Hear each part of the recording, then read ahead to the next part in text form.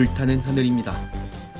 이번에는 포클랜드 항공전의 다음 이야기를 알아보기 전에 아르헨티나 공격기들이 전쟁 중에 사용했던 함선 공격용 폭탄에 대한 퀵 리뷰를 진행해 보겠습니다. 지난 회에 언급되었던 것처럼 아르헨티나 공격기들이 폭탄으로 영국 함선들을 많이 명중시켰지만 이 중에는 불발탄도 있어서 명중했음에도 불구하고 폭발하지 않아서 별다른 피해를 주지 못하고 관통해버리거나 함내에 박힌 상태로 제거되는 경우가 다수 발생하게 되는데, 이렇게 불발탄이 나오게 되는 원인에 대한 분석을 해보겠습니다. 이 전쟁에서 아르헨티나의 주력 공격기였던 A4 스카이호크와 대거 전폭기의 경우에는 공대함 공격을 위해서 자유낙하 폭탄을 주무기로 사용했습니다. 이 자유낙하 폭탄은 대지상 공격용으로는 유용하지만 함선의 공격에는 적당한 무기로 보기 어려운 것이었죠. 아르헨티나 공군과 해군은 이 전쟁에 대한 준비가 제대로 되지 않은 상태로 갑작스럽게 전쟁을 맞이했으며 1982년 당시에는 대함미사일 자체가 워낙 귀한 몸이었기 때문에 액조세 미사일을 장비할 수 있었던 슈페르 에땅다르 공격기 말고는 다른 아르헨티나 항공기들은 이 자유낙하 폭탄을 사용해서 공격 작전을 수행할 수밖에는 없었던 상황이었죠. 그런데 아르헨티나 공격기들은 영국 함대의 레이더망과 함대공 미사일을 피해서 저공으로 침투를 해야 했고, 영국 함선을 포착한 후에는 최대한 근접한 후에 폭탄을 투하하는 것이 가장 확률이 높은 공격 전술이었습니다. 그런데 저공에서 투하된 자유낙하 폭탄은 신관이 작동할 시간이 충분하지 않아서 명중했지만 폭발하지 않고 그냥 관통해버리거나 박혀버리는 정도의 피해밖에는 주지 못했던 것이죠. 이 자유낙하 폭탄은 단지 충격만 가해지는 것으로는 신관이 작동하지 않도록 폭발을 막아주는 메커니즘을 가지고 있었는데, 평소에는 충격이 가해져도 폭발하지 않도록 고정되어 있다가 실전에서 투하된 직후에 일정 시간이 흐른 후에 고정장치가 완전히 풀리게 되고, 이때부터는 충격이 가해지면 신관이 작동해서 폭발하도록 하는 일종의 항공기 보호장치였죠. 이 메커니즘의 작동 원리는 다음과 같습니다.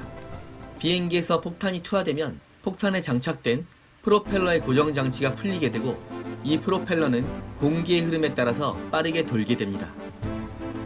그러면 이 프로펠러에 연결된 신관 고정 나사가 점점 빠져나가게 되는데, 대략 60바퀴 정도가 돌면 완전히 빠져버리게 된다고 합니다.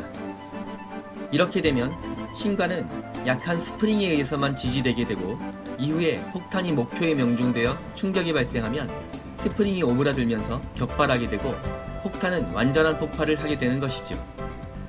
이런 메커니즘이 완전하게 작동하려면 투하 당시의 속도와 폭탄의 종류에 따라 좀 다르지만 약 2.5초에서 3초 정도의 투하 시간이 필요하다고 하는데, 나사가 완전히 빠져버리기 전에 목표물과 충돌하면 고정된 신관이 충격에도 작동하지 않아서 격발이 안 되는 것입니다. 이렇게 되면 폭탄은 단지 강철 덩어리에 불과한 것이기 때문에 물리적인 충격에 의한 피해밖에는 유발하지 못했던 것입니다. 이 당시 아르헨티나군이 장비했던 자유낙하 폭탄은 종류에 따라서 신관이 작동하려면 최소한 300m나 400m 정도의 고도에서 투하되어야 충분한 작동 시간이 확보되는 것으로서 이것은 대지상 공격을 하는 경우에 권장되었던 투하 고도였죠.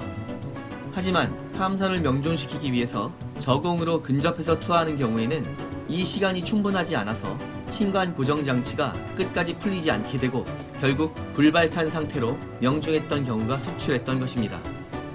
이런 경우에 공격기의 조종사는 분명히 명중될 것이라고 생각했던 폭탄이 결국 빗나갔다고 생각하게 되고 사기가 꺾이게 되는데, 영국 측에서도 전쟁이 끝날 때까지 이런 사실을 숨기고 있었기 때문에 아르헨티나군은 신관 작동 시간을 조정하는 것에 대한 고려를 전혀 하지 않았던 것으로 보입니다.